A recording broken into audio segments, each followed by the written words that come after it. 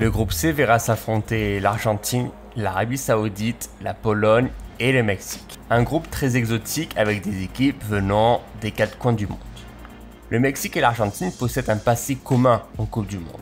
De 1, l'Albiceleste de Maradona est allé chercher le titre sur les terres mexicaines en 1986. Et de 2, les deux équipes se sont déjà affrontées en 8e de finale de Coupe du Monde 2006 et 2010, se soldant par 2 victoires argentines. Enfin, en 1978, année du sacre argentin, l'équipe de Mario Kempes avait déjà battu la Pologne en phase de poule. Et si tous ces éléments cités étaient des signes pour un 3e titre en 2022 pour les partenaires de Lionel Messi. Ce groupe C s'ouvrira le 22 novembre sur un Arabie Saoudite-Argentine, suivi du Pologne versus Mexique un peu plus tard.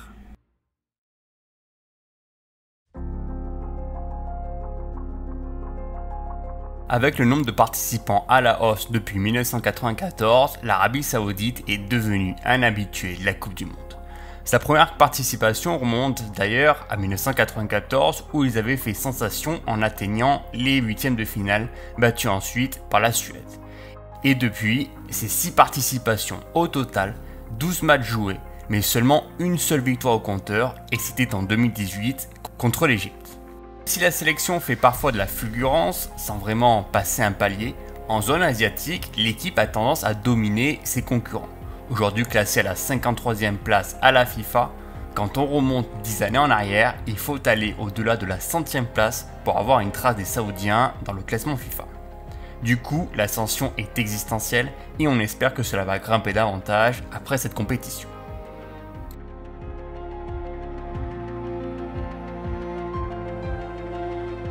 L'Arabie Saoudite a pu profiter de très bons résultats contre les plus faibles équipes du groupe, et ce malgré la différence de but assez faible.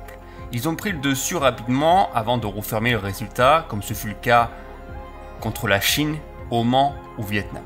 Le premier test contre le Japon, 1-0, fut concluant, en se procurant même les plus belles occasions et en comptant sur leur excellent portier Al-Ouaoui pour contrer les tirs. Malgré une défaite au match retour, l'Arabie Saoudite ne perd aucun point face aux autres adversaires et termine alors en tête de ce groupe B.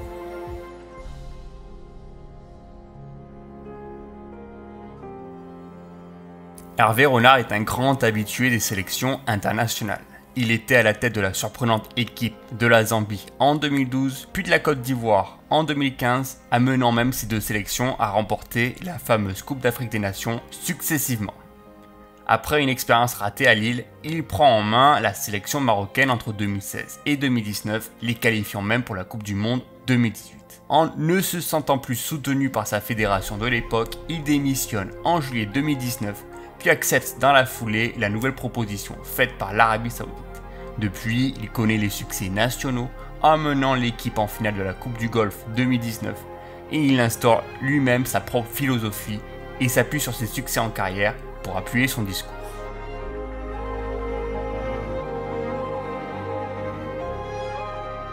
À chaque nouvelle liste, Hervé Renard aime innover et appeler de nouveaux joueurs dans la sélection. La plupart des internationaux évoluent certes tous dans le même championnat local, il est alors plus facile de le faire appel à eux pendant les trêves internationales et même en dehors du calendrier habituel. Même s'il tente une approche loin d'être satisfaisante en 4-3-3 lors des 2 derniers matchs de préparation, Hervé Renard devrait revenir sur un 4-2-3-1 qui avait fait sa réussite en phase de qualification. Cela permet d'avoir un double pivot qui stabilise l'entrejeu dans les phases défensives, combiné avec un meneur de jeu capable de créer l'action et de se mettre plus facilement en position de tir axial. L'équipe a tendance à tenter un jeu plus transversal et cherche surtout à jouer long pour trouver un partenaire démarqué au loin. Les attaquants sont chargés alors de contrôler et d'entrer directement dans la surface pour trouver un partenaire ou trouver une faute intelligente.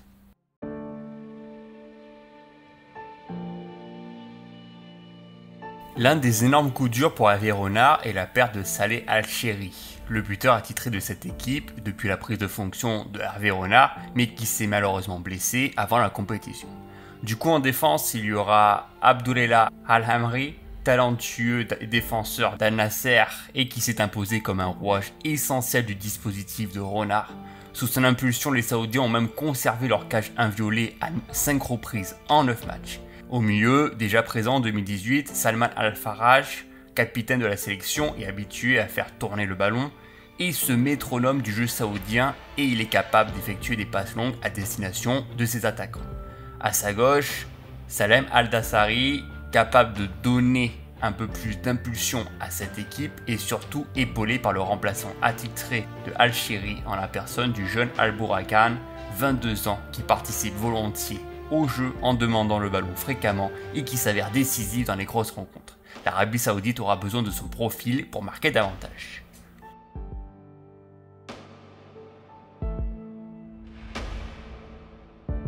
Une des grosses qualités de cette équipe, c'est que tous les joueurs évoluent dans le même championnat local, et ce depuis de nombreuses années. Il est toujours important de bien se connaître pour travailler les automatismes et fonctionner ensemble vers la victoire. Une des autres qualités, c'est qu'on est bien loin du temps de 1998 ou 2002 où l'Arabie Saoudite prenait des 4-0 ou même des 8-0. L'équipe est beaucoup plus stable derrière et on sent une vraie complicité entre le double pivot au milieu de terrain et sa défense. Mais au-delà des qualités de l'équipe, ça reste encore bien faible techniquement pour prétendre rivaliser avec les équipes de cette Coupe du Monde. Cependant, il ne faut pas oublier qu'il reste sur une belle victoire en Coupe du Monde contre l'Égypte en 2018 2-1.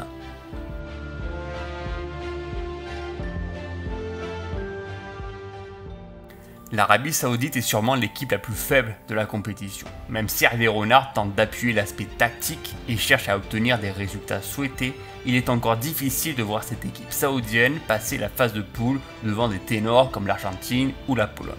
Ils ont les moyens d'embêter avec leur jeu reculé, mais cela risque d'être difficile de faire mieux par la suite.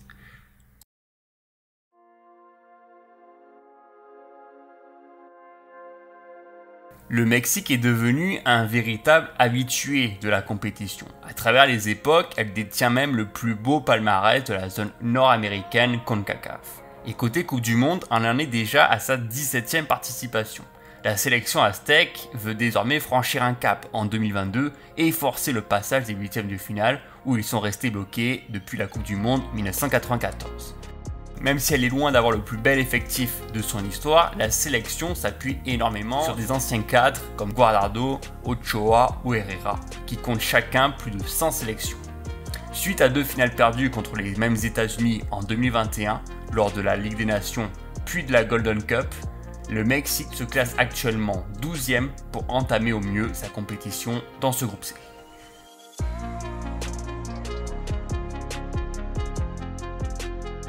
C'est une des rares fois où le Mexique a dû attendre la dernière journée de qualification pour valider leur ticket pour Qatar.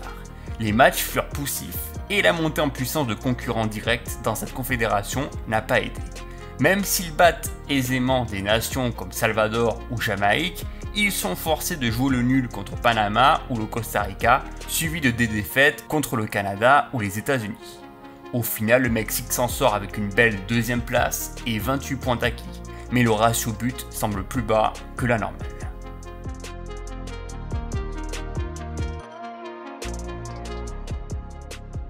Gerardo Tata Martino possède une grande carrière du côté de l'Argentine.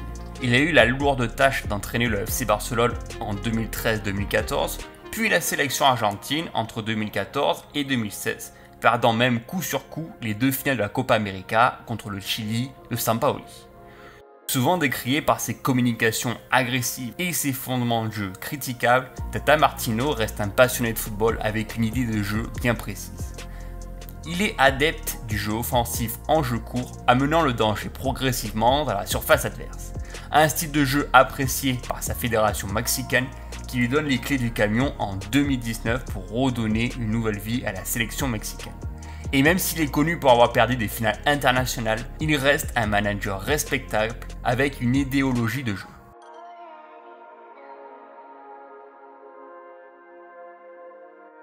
Le Mexique poursuit son fondement de jeu en 4-1-4-1 avec une forte appétence pour le jeu de pressing.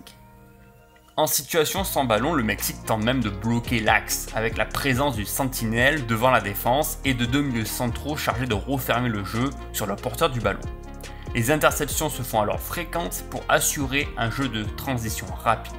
Les ailiers doivent alors rapidement étirer le jeu sur les côtés et laisser rentrer les milieux centraux au centre. L'avant-centre est alors chargé de récupérer la balle et de terminer l'action, quitte à jouer le hors-jeu de temps en temps. Tout est parfaitement articulé pour créer le danger en phase de contre et user de la vitesse des ailiers mexicains.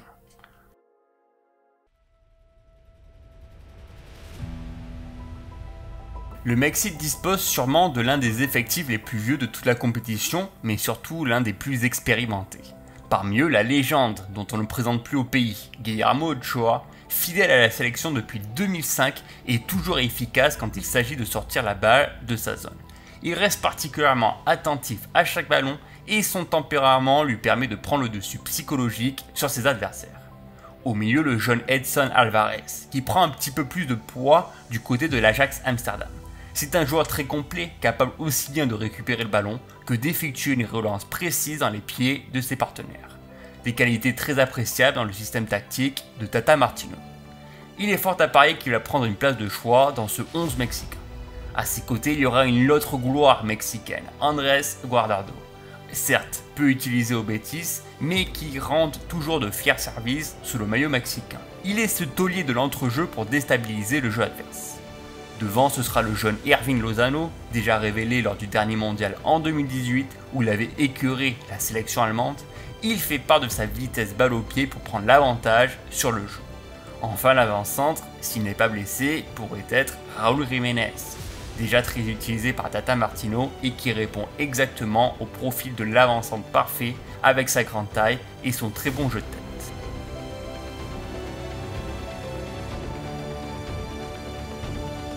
Quand on parle d'âge avancé, on pense surtout à l'expérience. La plupart des joueurs sont présents depuis bien longtemps, ont déjà participé à une Coupe du Monde et peuvent apporter cette sagesse dans les moments importants.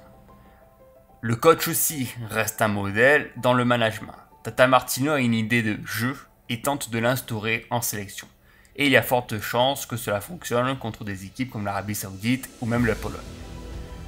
Mais attention quand même parce que pour un jeu supposé être agressif et offensif, les résultats parlent pourtant très peu pour eux. Des victoires courtes, seulement 1-0. Certes, c'est suffisant gagner, mais le manque d'occasions nettes ou de buts marqués risque d'être rédhibitoire au cours de la compétition. Surtout qu'il n'y a plus de grands joueurs offensifs comme auparavant.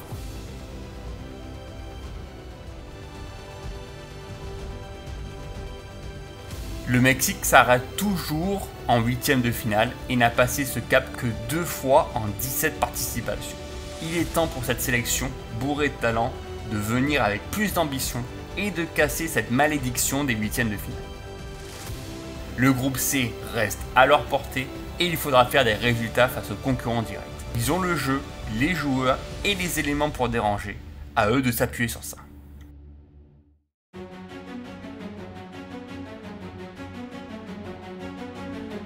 Après un exercice 2018 décevant, la Pologne revient pour cette édition 2022.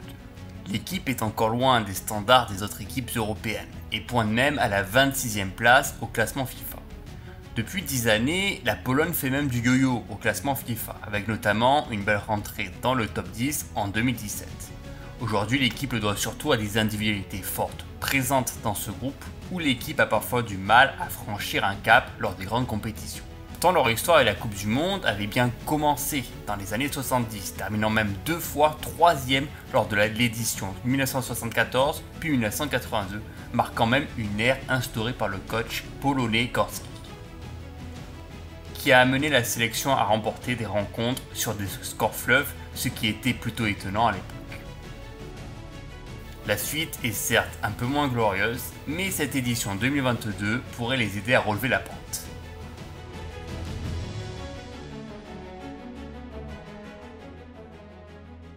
Dans un groupe composé de l'Angleterre, de la Hongrie ou de l'Albanie, ce n'était pas gagné d'avance pour la sélection polonaise. À la lutte surtout avec les 2 autres nations citées comme l'Albanie ou la Hongrie, la Pologne prend un avantage important en faisant match nul contre les favoris anglais. Elle use aussi de sa grande force offensive pour martyriser les autres nations comme Saint-Marin ou l'Albanie sur des scores fleuves de 4-1 ou 7-0. Au final, la deuxième place reste acquise avec plus de 30 buts inscrits tout au long de la phase de qualification. Un véritable rapport de force s'est installé à ce moment-là. En match de barrage, la Pologne s'est contentée de jouer uniquement leur finale contre la Suède. Et dans ce match, les partenaires de Lewandowski sont restés très appliqués et se sont particulièrement montrés insistants devant la cage adverse. Finalement, comme un symbole, Lewandowski marquera sur penalty, puis ils enterreront les espoirs suédois avec une récupération haute de Zielinski qui viendra crucifier Olsen. Varsovie exulte, la qualification est assurée.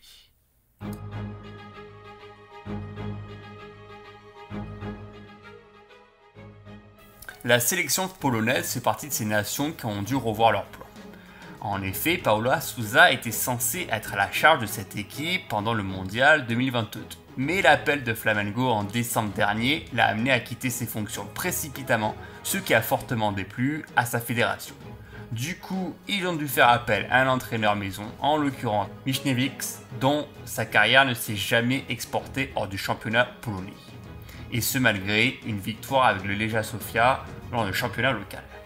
Néanmoins, il a eu la lourde tâche de remporter le match de barrage contre la Suède et prendre son ticket pour Qatar.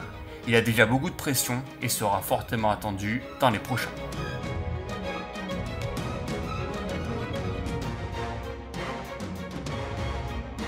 Même s'il s'est essayé au jeu du 3-4-3 en match de Ligue des Nations de septembre 2022, la Pologne pourrait finalement réopter pour un jeu en 4-4-2, plus complet et équilibré en tout point.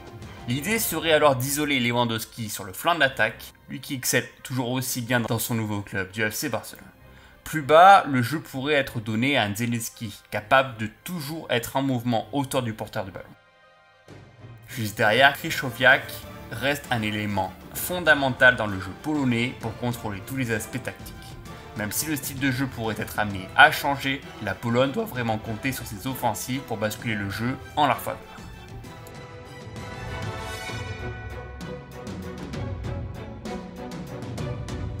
Dans les cages, le portier de la Juventus, Szczęsny, est un élément incontournable. Le portier peut devenir un véritable mur humain, défendant correctement sa ligne par des parades réflexes. Il sera observé dans les moments les plus importants. En défense centrale, le joueur de Aston Villa, Jan Bednarek, déjà très performant en première ligue, il est capable de museler son adversaire et de ne pas le lâcher jusqu'au bout de l'action. Il a aussi des qualités de relanceur quand il s'agit de construire l'action proprement. Krychowiak sera le joueur phare du milieu de terrain. Certes, il n'évolue plus dans un grand championnat européen, mais garde cette expérience du haut niveau lorsqu'il s'agit de jouer en sélection. Il est très fort dans ses interventions musclées et n'hésite pas à bloquer le jeu en sa faveur. Un peu plus devant, Zielinski, le créateur du Napoli, celui dont chaque prise de balle est transformée en diamant, sera le métronome de cette équipe. Il possède un excellent jeu au pied qui l'amène à contrôler le jeu en sa faveur. Il est le cerveau de l'équipe, celui qui lit le jeu pour lancer un partenaire dans les espaces libres.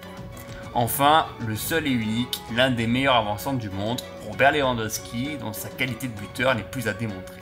Il est capable de marquer à tout moment, dans n'importe quelle situation.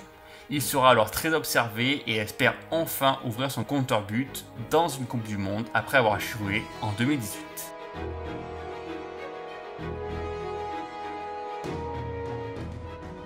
L'une des principales interrogations pour cette équipe polonaise, c'est le facteur Lewandowski. Même si en club il est habitué à avoir des partenaires de gros calibre, Lewandowski va devoir rehausser un peu plus son niveau de jeu et devra faire honneur à sa réputation et porter tout un pays vers la victoire finale. La Pologne a aussi la particularité d'avoir un noyau de joueurs qui est présent depuis des années et qui reste primordial avant d'aborder une grande compétition comme une Coupe du Monde. Mais attention quand même parce qu'on a vraiment du mal à comprendre les idées du nouveau coach. Certes, ce n'est pas de sa faute s'il a été nommé sur le tard, mais les derniers matchs contre de grosses nations comme la Belgique ou les Pays-Bas ne sont pas du tout encourageantes, où ils ont même laissé filer le jeu à leur opposant.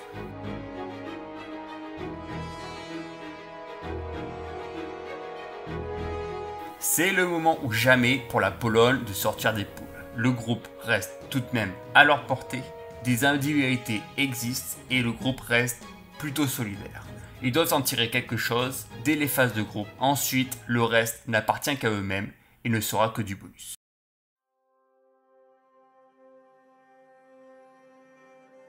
L'Argentine va aborder cette Coupe du Monde de la meilleure des manières, alignant plus de 35 matchs sans défaite depuis la finale perdue de la Copa América 2019 contre le Brésil. L'Albiceleste est en train de prouver un statut inégalable dans le monde et veulent oublier même les échecs du passé. En juin dernier, ils décrochent même la Copa América devant le Brésil, en faisant preuve d'une grande solidarité sur le terrain. Suite à ça, ils retrouvent même le podium au classement FIFA, dépassant même la France juste avant la prochaine Coupe du Monde au Qatar. L'histoire en Coupe du Monde est d'ailleurs très belle, eux qui ont déjà soulevé 2 fois le fameux trophée en 1978 puis 1986. Et c'est surtout cette deuxième édition qui reste gravée à jamais dans le cœur de la population argentine. Elle a vu le sacre d'un certain Diego Maradona, enfant du peuple qui a toujours tout donné pour sa patrie. Depuis, les résultats collectifs de la sélection sont bien vides, autant en Copa América qu'en Coupe du Monde. Même s'ils ont atteint la finale en 2014 perdue en prolongation contre l'Allemagne, le palmarès argentin en Coupe du Monde a tendance à s'arrêter en quart de finale depuis le passage à 32 équipes participantes. Mais aujourd'hui, elle est prête à lutter face aux démons d'antan et à faire face à l'adversité existante.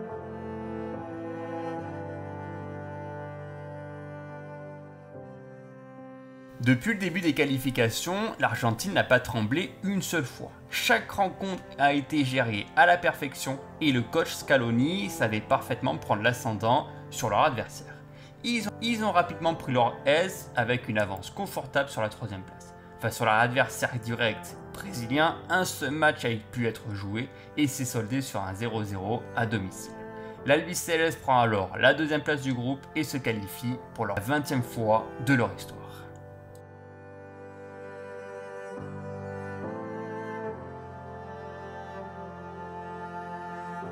Après un échec sur et en dehors des terrains en 2018, Sampaoli est licencié. C'est alors Lionel Scaloni qui a pris les choses en main et qui a réussi l'impossible. Pourtant, sans aucune expérience apparente en club ou en sélection, il a décidé de revoir tous les plans de l'équipe. Il a rajeuni l'effectif, mis en avant des joueurs de la Superliga argentine, mais surtout il a construit une équipe autour du capitaine Lionel Messi. Il communique beaucoup autour de son équipe et n'hésite pas à défendre chacun de ses joueurs lorsqu'une critique existe. Après de nombreuses interrogations à son sujet, Scaloni a pris beaucoup sur lui. Mais au final, il a mis toute la presse argentine d'accord en étant l'homme qui a mis fin à 28 années de disette sans titres internationaux. Aujourd'hui, il dispose d'un groupe solidaire qui a même trouvé un nom à la hauteur de son sélectionneur, la Scaloneta.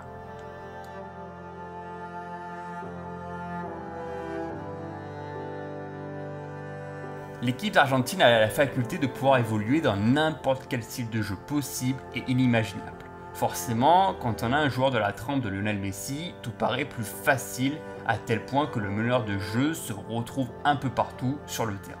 La plupart du temps, l'équipe évolue dans une sorte de 4-3-3 flexible en 4-4-2, avec des joueurs comme Lo Celso ou Messi capables de repiquer un peu dans l'axe et d'être plus libres et demander le ballon plus aisément dans les espaces libres. L'idée est avant tout de construire le jeu en gardant la possession et en gardant aussi le rythme du match en leur faveur. Ensuite, la magie parle d'elle-même.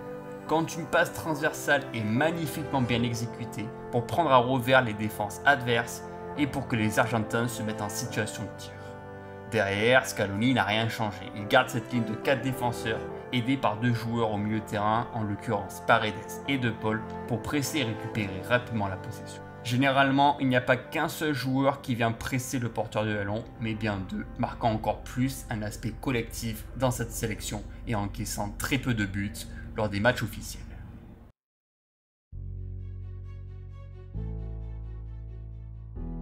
Dans les cages, Emiliano Martinez a pris du galon depuis qu'il joue à Aston Villa. Il est devenu ce gardien de la sélection dont on fait énormément confiance. Il a cette habilité à prendre le dessus psychologique sur ses adversaires et reste très sérieux dans chacune de ses interventions. Défense, la charnière Otamendi-Romero part avec un avantage de taille sur Lisandro Martinez ou Petzela. Les deux premiers cités n'ont jamais perdu quand ils ont joué ensemble en sélection.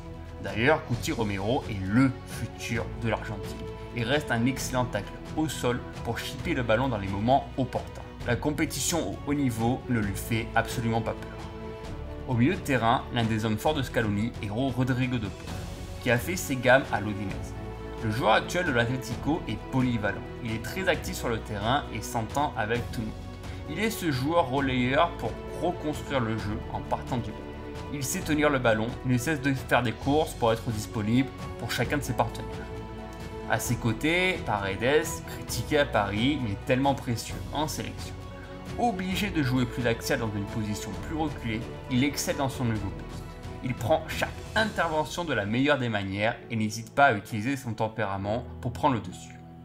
Parmi les autres joueurs, on peut noter Giovanni Lo Celso, le jeune Enzo Fernandez, Alejandro Gomez du FC Séville ou encore Guido Rodriguez du Betis. Devant, c'est Lautaro Martinez qui est cet élément indétrônable du flanc offensif. Il est toujours bien placé dans la surface et sa prise de position permet de reprendre un centre en retrait. Il est de plus en plus buteur en sélection et fait un bien fou au collectif argentin. Il pourra évoluer aux côtés de Di Maria ou de son partenaire en club, Joaquim Correa. Tout proche du Graal, en 2014, Lionel Messi est l'un des rares escapés de la sélection et a toujours joué pour l'Argentine. Forcément, cette année, c'est sa Coupe du Monde. Lui qui prouve une nouvelle fois qu'il a très peu d'égal sur un terrain. Toujours très à l'aise balle au pied, il est capable d'accélérer le jeu et de donner le tempo à son équipe. Il est certain qu'il sera décisif et se montrera comme un véritable leader pour marcher sur les traces d'un autre héros du pays, Maradona.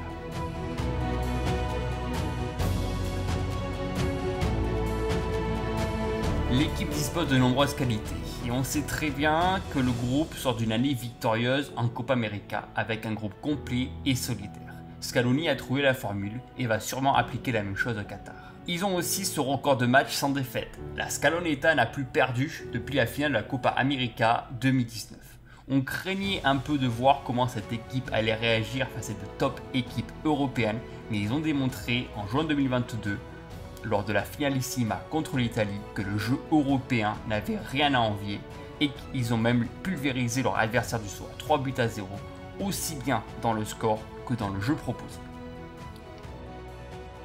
Mais attention parce qu'on voit qu'il y a une énorme pression existentielle en Argentine pour que la sélection soulève cette Coupe du Monde, non pas pour eux, mais juste pour voir Lionel Messi égaler, voire même dépasser Maradona. Ce genre de pression médiatique peut parfois jouer des tours à toute une équipe.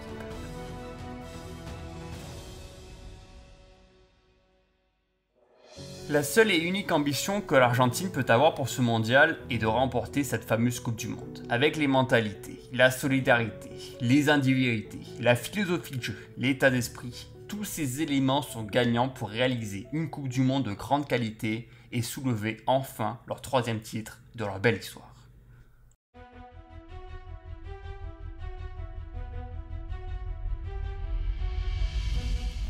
On ne va pas se le cacher, ce groupe C est archi dominé par la présence de l'Argentine, grand favori pour ce mondial, et qui va pouvoir rentrer dans la compétition de la meilleure des manières en jouant d'entrée contre l'Arabie Saoudite. D'ailleurs, pour ces derniers, cela risque d'être compliqué. Même si l'équipe s'est beaucoup améliorée année après année, cela risque d'être difficile de triompher face aux 3 autres participants de ce même groupe. Il reste la Pologne et le Mexique, 2 équipes qui se valent énormément. La sélection de Tata Martino la jouera à l'expérience, alors que la Pologne la jouera sur sa grosse force offensive. Et même en pleine polémique, le Mexique pourrait passer devant.